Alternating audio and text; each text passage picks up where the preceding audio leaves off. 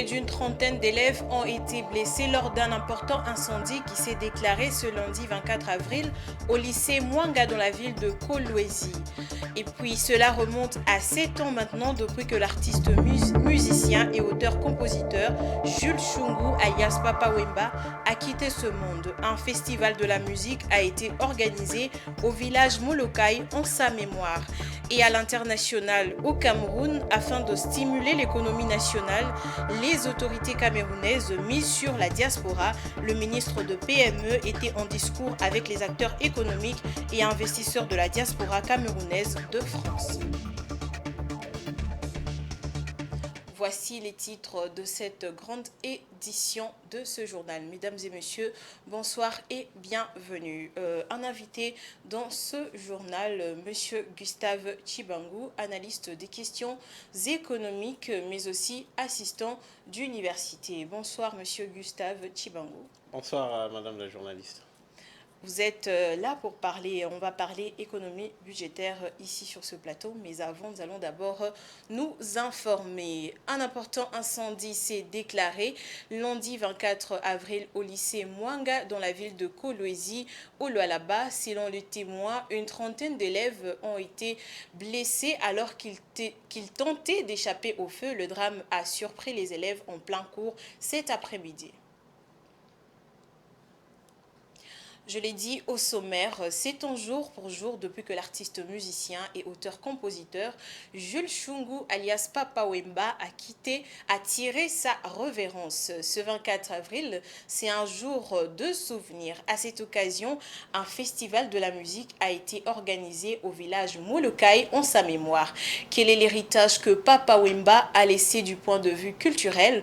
Quelques fanatiques et artistes trouvés sur le lieu ont répondu. C'est un reportage de Patience Lokeke et Giscard Tamba.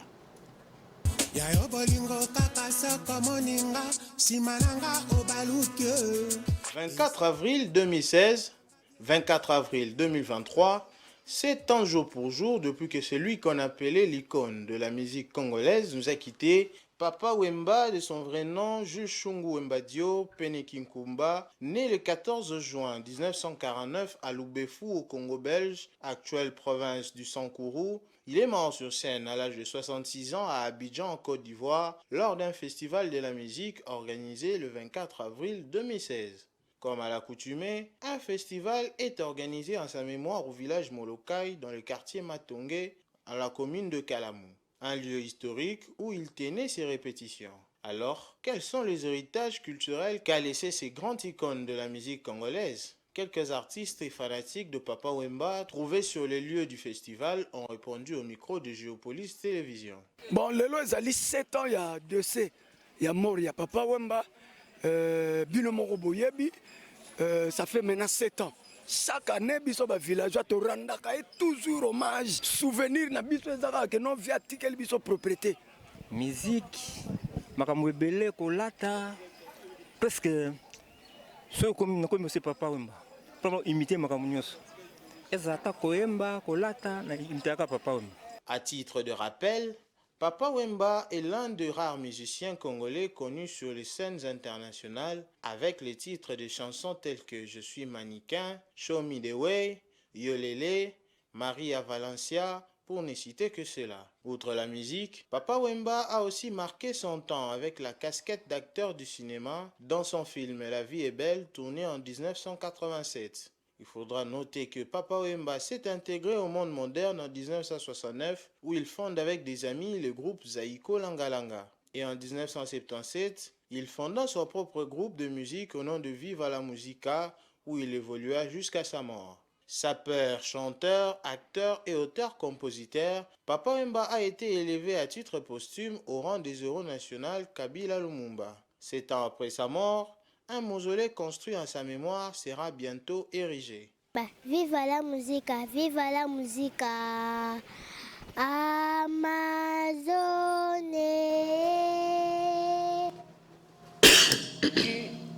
une information en bref. Le budget de 16 milliards de dollars est tout à fait réaliste. C'est le gouvernement qui le dit. L'exécutif essaye de tordre le cou à une folle rumeur abondamment partagée sur les réseaux sociaux. Cette rumeur prétend que les fonds monétaires internationaux auraient demandé au gouvernement de revoir son budget 2023 chiffré à 16 milliards de dollars et le ramener à 3 milliards.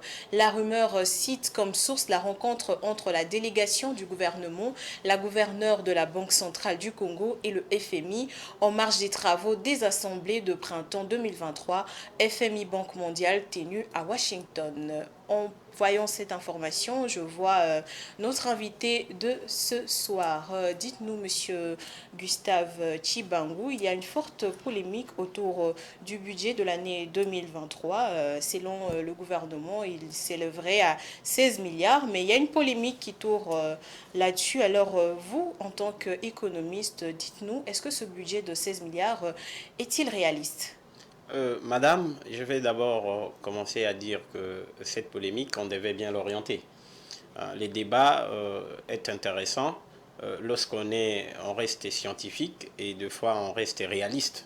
Et donc l'année 2022, le gouvernement de la RDC a réalisé un budget de plus ou moins 10 milliards. Et tous nous savons que les assignations ont été atteintes. Au-delà même des prévisions, ça veut dire les régies financières ont réalisé des prévisions de plus de 100%. Donc nous devrions rester sur les bases et ramener un budget de 16 milliards à 3 milliards. Pour moi, en tant qu'économiste, ce n'est pas quand même une bonne chose, ça veut dire que c'est un faux débat. Et donc 16 milliards, c'est une loi des finances qui a été élaborée, une prévision, en tenant compte de la situation en 2022.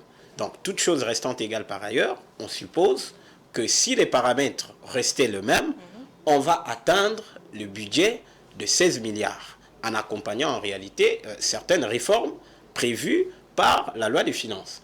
Et donc, lorsqu'il y a une rumeur qui circule, moi je sais que le Fonds monétaire international, lorsqu'il est reçu par un gouvernement, il y a quand même un compte rendu des réunions qui s'est fait. Donc moi je pense que cette rumeur n'a pas de sens, on doit relever les débats. Et la réalisation du budget de 16 milliards, pour moi, en tant qu'économiste, c'est réaliste. C'est question, maintenant, nous, en tant qu'économistes, mais également le gouvernement, de pouvoir mener des réformes qui peuvent nous amener à ces budgets de 16 milliards. Parce que si on ramène ces budgets à 3 milliards, qui est le gagnant? C'est pourquoi j'ai dit il faut qu'on relève les débats. C'est la population qui va en pâtir parce qu'il y a des dépenses qui doivent être exécutées et ces dépenses demandent à ce qu'on puisse mobiliser de plus en plus de recettes. Et donc, il y a des réformes qu'il faut faire, des solutions qu'il faut proposer. Et nous, en tant que monde des scientifiques, en tant qu'analystes, nous avons également des propositions à pouvoir suggérer au gouvernement de la République pour que nous puissions atteindre ces 16 milliards. Mais dites-nous un peu, monsieur Gustave, nous savons que l'économie de la RDC dépend largement des exploitations des métaux, donc les exploitations minières, mais on voit que ces principaux métaux sont revus à la baisse. Alors cette baisse ne va-t-il pas influencer le recette de la RDC, notamment le budget? Effectivement, madame, notre économie, c'est une économie extravertie. Le taux d'ouverture de l'économie nationale est très élevé, mais également la dépendance économique est également très élevée. Et donc, notre fisc, nous dépendons également plus des recettes d'exportation, ce qui revient à dire que plus de 97% des exportations de la RDC sont des métaux précieux, comme vous l'avez dit. Et donc, il y a une vulnérabilité de l'économie nationale quant à ce, mais il y a quand même un moyen de pouvoir également contourner. Aujourd'hui, les perspectives de croissance à l'international montrent que nous serons toujours en situation de croissance, mais une croissance un peu lente par rapport à l'année 2022. Les Fonds monétaires internationaux estiment que si les paramètres restent les mêmes, nous allons atteindre un taux de croissance du PIB de 2,8%. Ça veut dire qu'au niveau international, on serait en réalité en croissance, mais une croissance un peu beaucoup plus lente qui peut affecter en réalité les recettes publiques de l'État. Mais nous pouvons également contourner parce qu'il n'y a pas que les recettes d'exportation.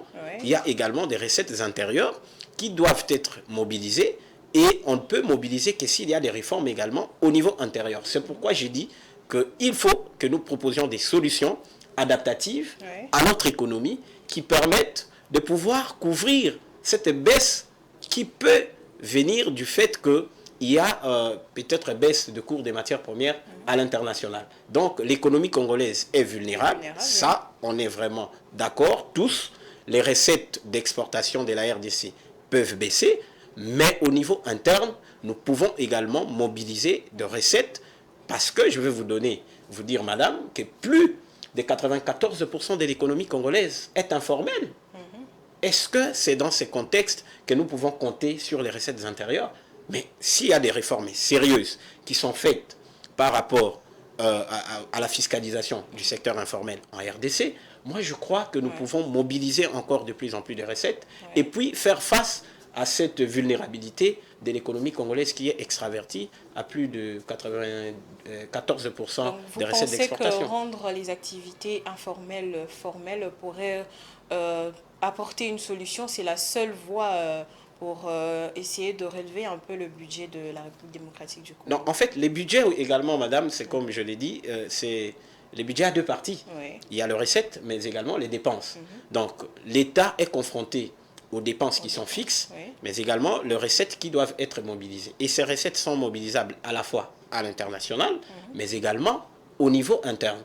Et donc, pour moi, la formalisation du secteur informel peut permettre, surtout les petites et moyennes entreprises, madame, ça peut permettre à l'État d'élargir son assiette fiscale et d'avoir un peu beaucoup plus de recettes pour pouvoir couvrir ces recettes-là. Si on a réalisé un budget de 10 milliards en 2022, dans un contexte également de Covid-19, comme nous le sachons tous, peut-être que la guerre en Ukraine n'était pas démise, mais au moins ces effets, mais aussi les perspectives qui montrent qu'à l'international, avec nos partenaires qui sont principalement la Chine, où nous exportons plus de 40% de nos exportations vers la Chine, il y a la politique de Covid-0 qui est en train d'être mis presque à côté.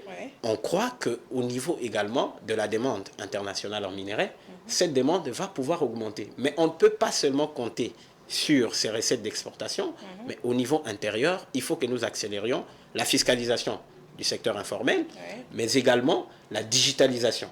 Parce qu'aujourd'hui, le travail qui a été fait en 2022 par rapport à la mise en place de Isis Régie, mais également la Logirad, a permis au processus de recouvrement des recettes d'être accéléré. Donc ces réformes-là, l'accélération également du processus de numérisation va permettre aux régies financières d'accroître également les recettes publiques. Voilà, merci beaucoup monsieur. Nous allons poursuivre avec l'actualité. Je vous reviens.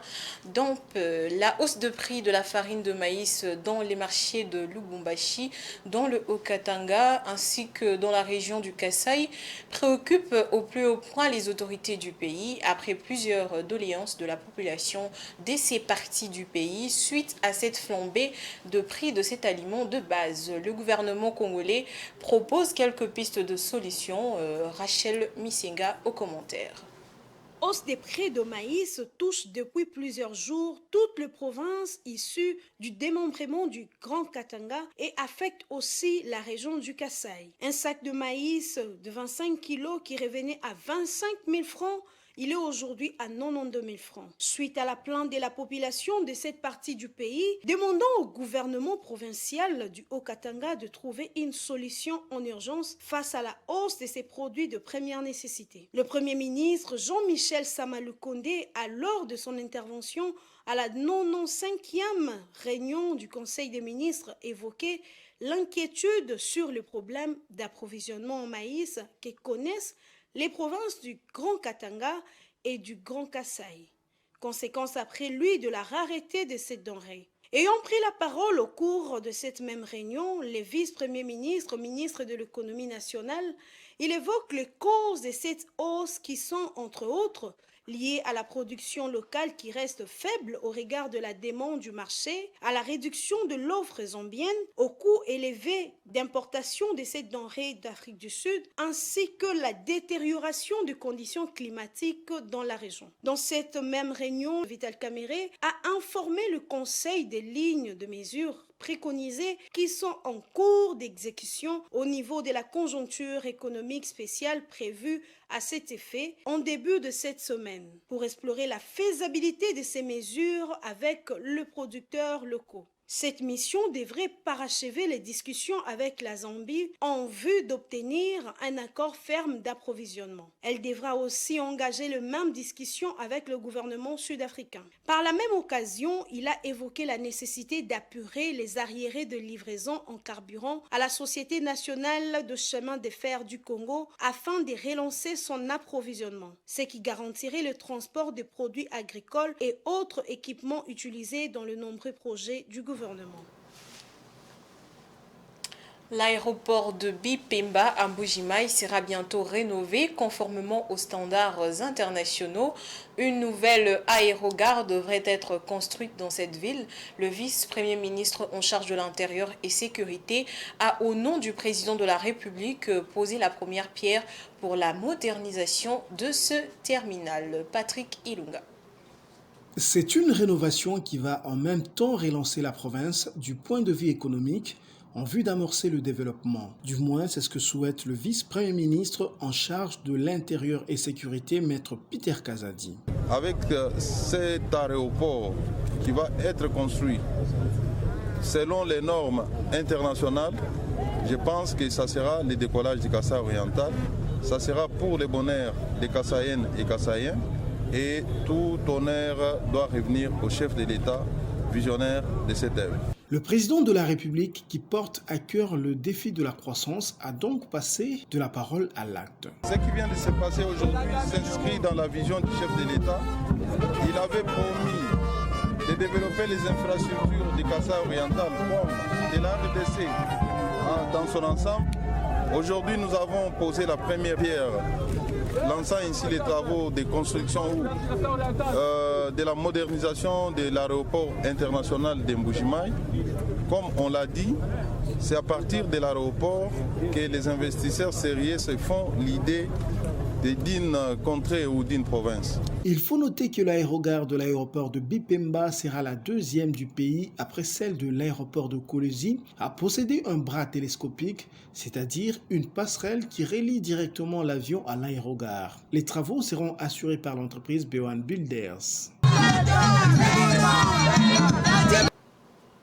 Autre chose à présent, le monde célèbre ce 24 avril la journée internationale de lutte contre la méningite.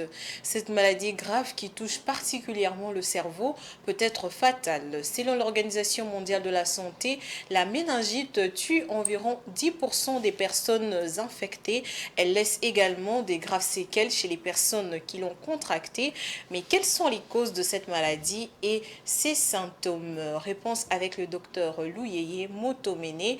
Il a été joint par Rachel Misenga et Giscard Tamba. Donc, généralement, la méningite est causée par une infection. Les personnes atteintes peuvent présenter les symptômes suivants. La zone douloureuse, il y a d'abord les coups, il y a les muscles ou le dos. C'est ça, là, la zone douloureuse. Et pour le corps entier, vous avez des fièvres, vous allez sentir la fatigue, il y a de l'inconfort physique, il y a des chairs de poule, il y a frisson ou perte d'appétit. Mais sur le plan gastro-intestinal, la personne va sentir des vomissements, il va sentir aussi la nausée. Mais à part tous les symptômes que je viens de citer, il y a aussi certains symptômes comme la confusion mentale. Et il y a aussi l'irritabilité. Il y a ce que nous appelons la photophobie. Et il y a aussi la fréquence cardiaque qui est élevée. Il y a aussi la torticolise, la respiration qui est rapide. Et il y a des fois la somnolence. La méningite, c'est une maladie qu'on ne peut pas négliger. Pour la prévention, on donne des vaccins. Les vaccins peuvent prévenir certaines formes de méningite. Mais pour le traitement variable, s'il s'agit des virus, on donne des antirétrovirales. Mais selon la cause de la méningite, celle-ci peut guérir d'elle-même aussi, ou être potentiellement mortel et nécessiter un traitement antibiotique en urgence. Je vous préviens que la méningite est vraiment mortelle si ce n'est pas bien sûr. Voilà, passons à présent au dossier du jour de ce soir.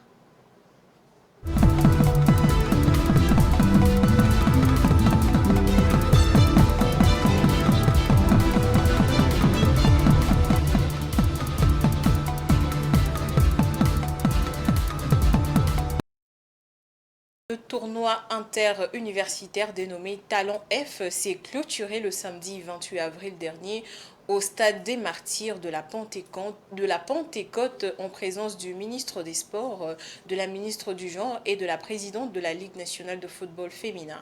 Après cette compétition, quelle suite pour le football féminin en République démocratique du Congo? Suivez le dossier du jour commenté par Blessed Kouzola. Le tournoi interuniversitaire Talent F s'est achevé le samedi dernier au stade de Martyrs de la Pentecôte en présence du ministre des Sports et Loisirs, Claude-François Kabulo-Mwana-Kabulo. Les grandes questions demeurent sur l'après-tournoi et sur le quotidien de l'organisation du football féminin en RDC. Au terme de ce tournoi, Olive Kiloa, présidente de la Ligue nationale de football féminin, l'UNAF en sigle, a effectué une sortie médiatique autour de la question de la portée de ces tournois selon la clairvoyance de la LINAF. Est-ce suffisant? Qu'en est-il de la politique de sélection et d'organisation des équipes nationales féminines sur tout d'âge? Ne peut-elle pas passer par ce genre de tournois ou des séances de détection? Le champ d'exercice ne pourront être que les écoles et les universités où sont cachés des talents purs. Une situation de haute facture pour la relance du football féminin congolais sur la scène internationale qui ne peut que mettre la puce à l'oreille de François Kabulo qui pourrait organiser des séances de travail avec la LINAF et la FECOFA pour des mesures utiles et efficaces à l'avenir. Car en clair, les résultats obtenus avec les équipes nationales féminines ces dernières années, à cause des élections spontanées et improvisées, sont le fruit de l'absence d'une politique réelle. La politique réelle des sélections nationales est surtout d'âge pour créer une continuité dans la relève. Passer par les écoles et universités, pas qu'à Kinshasa, mais aussi dans toutes les provinces, organiser des tournois qui s'inscrivent dans la durée, après quoi sélectionner des meilleurs à combiner avec des meilleurs en club au niveau local, continental et mondial selon les catégories. La sélection faite, le meilleur tiré, il faudra organiser chaque mois même sans une compétition en vue, des camps d'entraînement pour booster les niveaux physiques, créer aussi la cohésion d'équipe. Il en est de même pour le tournoi Talent F. Que projette de faire la LINAF après son terme? L'obligeance serait donc de commencer avec ses prémices pour la création et l'organisation de ces équipes. C'est seulement là que le football féminin congolais va pouvoir s'asseoir à la table des nations africaines qui brillent et même du monde. Pour y arriver, la LINAF doit y croire et mettre plus de volonté et d'honnêteté en avant. Voilà, je reviens à M. Gustave Chibangu. Monsieur Gustave, dites-nous, que répondez-vous à ceux qui estiment qu'au-delà de toute polémique, le budget réaliste de la RDC serait à hauteur de 8 milliards? Est-ce que vous confirmez cela? Madame, de 8 milliards, lorsque on les donne, ça doit partir à partir de bases, comme je vous ai dit ici. Donc, exactement. Quelles sont les bases sur lesquelles c'est qui suppose que le budget de 16 milliards ne serait pas réaliste et que c'est 8 milliards qui seront réalisés. C'est ça la question. Si en 2022, on a su mobiliser à hauteur de 10 milliards, est-ce que nous ne pouvons pas fournir l'effort d'aller au-delà de 10 milliards? Donc moi, je pense que les débats devaient porter beaucoup plus sur les propositions que nous devrions faire pour pouvoir atteindre, pourquoi pas aller au-delà de 16 milliards? C'est possible et dans cette République, madame, il y a de l'argent. Aujourd'hui, par exemple, vous avez l'autorité de régulation de la sous-traitance. Peut-être que beaucoup de gens ne connaissent pas le rôle que représente cette autorité de régulation. Le directeur général a mis en place déjà une enquête pour pouvoir identifier les entreprises qui exercent la sous-traitance en République démocratique du Congo. Il y a beaucoup d'argent dans ce secteur qui échappe au trésor public. Et une enquête comme celle-là, identifier les entreprises qui sont dans la sous-traitance et voir, et la sous-traitance là, madame, ce n'est pas seulement ceux qui font le commerce ici à Kinshasa, c'est également les entreprises minières qui sont dans la sous-traitance. Et donc, toutes ces entreprises-là doivent être enquêtées, doivent être identifiées. L'objectif, c'est d'élargir également l'assiette fiscale de l'État. Et donc, l'élargissement de l'assiette fiscale peut permettre à ce que nous puissions réaliser un budget au-delà. Donc, il ne faut pas qu'on s'attelle uniquement sur la conjoncture internationale, comme si le budget de la RDC, les recettes ne peuvent être mobilisées qu'à l'international. Nous savons bien que l'économie dépend en réalité de l'économie internationale, mais il faut que nous puissions renverser cette pyramide-là. Et le gouvernement, ainsi que nous également, chacun dans son domaine, doit apporter des solutions. C'est comme ça, les débats que nous faisons, ou soit les analyses que nous faisons ici, c'est pour apporter également quelque chose au gouvernement pour pouvoir réaliser les rêves des Congolais, de pouvoir accroître le budget de l'État. Oui, mais dites-nous un peu, Monsieur Gustave, pendant 2 années budgétaires, le gouvernement a fait recours au collectif budgétaire. Alors, peut-on dire que le gouvernement n'a pas assez de maîtrise sur tous les facteurs déterminants pour faire toutes les prévisions? Alors, quels sont les facteurs qui sont entrés en ligne de compte pour avoir un budget aussi élevé? Parce que vous semblez soutenir un peu ce budget-là de 16 milliards qui n'est pas impossible de l'atteindre. Alors, quels sont ces facteurs-là qui sont entrés en jeu? Merci parce que vous avez reconnu que ce n'est pas impossible. En fait, madame, les collectifs budgétaires, déjà, il faut que nous comprenions. La loi détermine un collectif budgétaire ne peut être fait que 6 mois après l'année. Ça veut dire, si la loi des finances a été promulguée en janvier, on ne peut avoir un collectif budgétaire qu'à partir du 6e mois de l'année. Et donc, lorsqu'on élabore les collectifs budgétaires, c'est d'abord lorsqu'on voit que les paramètres qui sont entrés dans les prévisions ont bougé. Ça peut bouger à la fois au niveau interne, mais également au niveau international. Oui. Et vous avez reconnu ici, tous nous reconnaissons que le budget de la RDC est alimenté beaucoup plus de recettes d'exportation.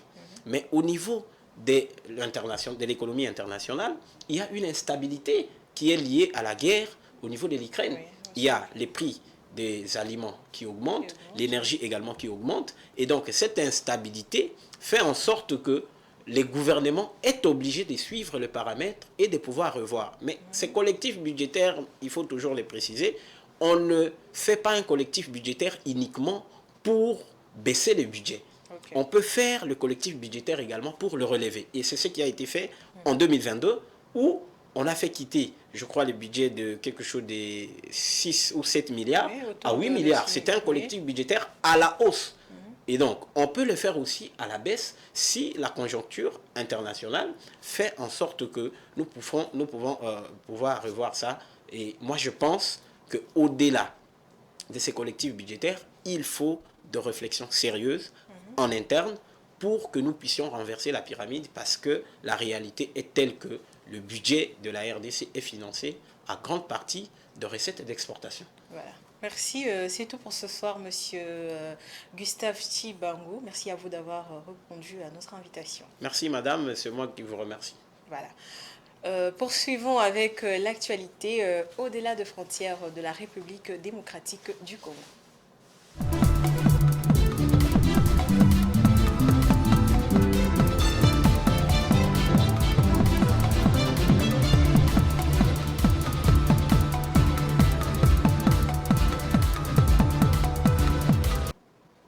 La République du Congo a entamé le processus d'accélération de la mécanisation de son agriculture, dont le marché reste dominé par les importations. Le pays peut désormais compter sur son usine de montage récemment réceptionnée, installée dans la zone économique industrielle de Maluku, située à plus d'une 50aine de kilomètres au nord de Brazzaville. Edouard Funda au commentaire. Dans cette usine seront montés 10 tracteurs agricoles par jour, 250 par mois et 3000 machines l'année, d'après les estimations des responsables du géant chinois Ito China Afrique Machinery. Grâce au démarrage des activités de cette société, la mécanisation de l'agriculture en République du Congo pourrait connaître sa vitesse de croisière. Le gouvernement congolais a réceptionné cette usine de montage des tracteurs agricoles le 6 avril 2023 dans la zone industrielle de Maluku qu'elle n'arrive pas à lancer selon certains médias. La crainte de voir ce projet échouer n'est pas à exclure. Toutefois, le modèle de financement et de fonctionnement pourrait faire la différence. Si l'usine de montage des tracteurs agricoles connaît un succès espéré, celle-ci permettrait au Congo de couvrir le marché de la sous-région Afrique centrale. Notons que la création de la société Eco Kamako, chargée de piloter ces projets, avait eu lieu en septembre 2019 en marge du forum Investir en Afrique. La crise sanitaire de la Covid-19 est la principale cause du retard observé. Les autorités camerounaises misent sur la diaspora pour stimuler l'économie nationale. En discussion avec les acteurs économiques et investisseurs de la diaspora camerounaise de France, le ministre des PME présente les facilités mises en place en vue de les inciter à investir dans leur pays d'origine. Toujours avec Edouard Funda.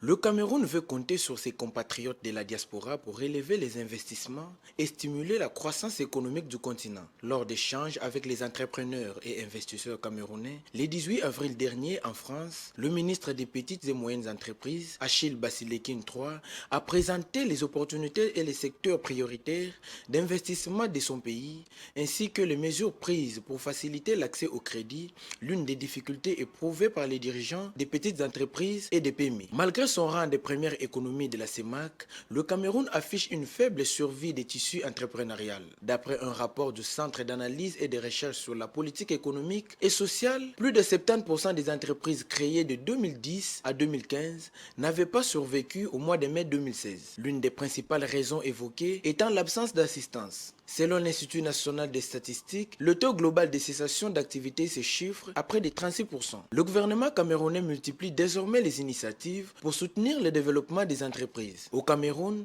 les PME génèrent à elles seules 35% du PIB et pourvoient 70% des emplois du pays. Des données non négligeables que les autorités veulent revoir à la hausse pour stimuler la croissance du pays d'Afrique centrale. Une autre façon de vous informer à travers la lecture des journaux qui ont paru en ce jour. Faisons place à la revue de presse.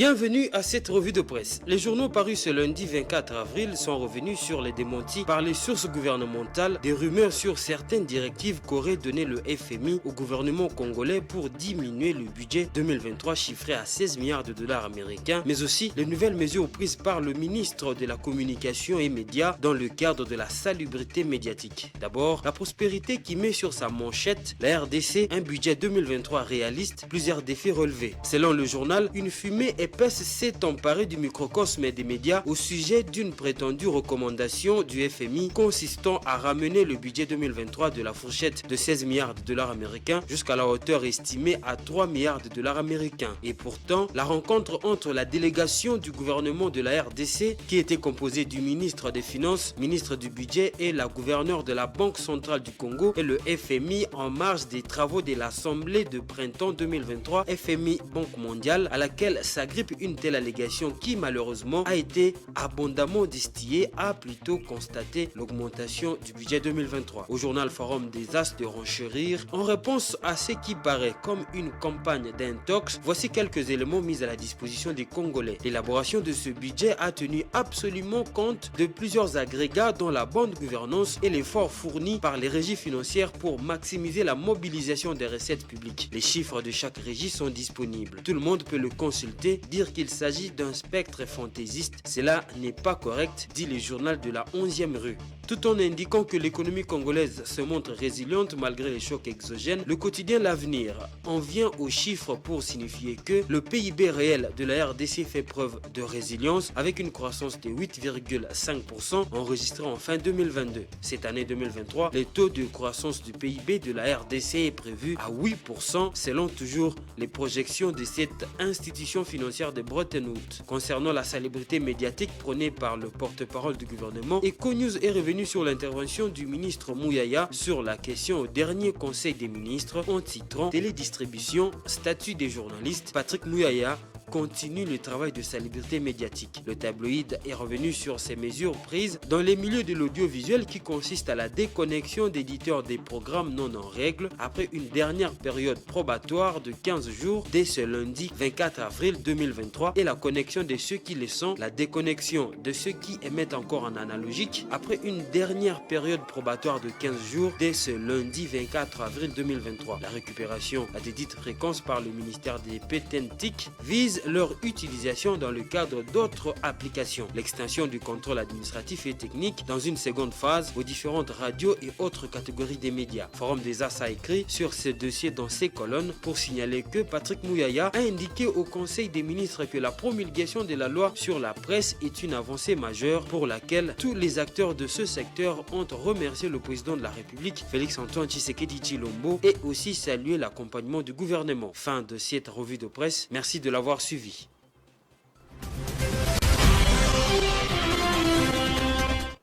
Vous avez reconnu là la voix de Fiston Oleko. Ce journal touche déjà à sa fin, mais avant de vous quitter, place au rappel des titres. Près d'une trentaine d'élèves ont été blessés lors d'un important incendie qui s'est déclaré ce lundi 24 avril au lycée Mwanga dans la ville de Kolwezi. Et puis cela remonte à 7 ans maintenant depuis que l'artiste, musicien et auteur-compositeur Jules Shungu alias Papa Wemba a quitté ce monde. Un festival de la musique a été organisé au village Molokai en sa mémoire. Et à l'international au Cameroun, afin de stimuler l'économie nationale, les autorités camerounaises mises sur la diaspora. Le ministre de PME était en discussion avec les acteurs économiques et investisseurs de la diaspora camerounaise de France. Fin de ce journal. Merci à vous de l'avoir suivi et bonne suite de programme chez vous.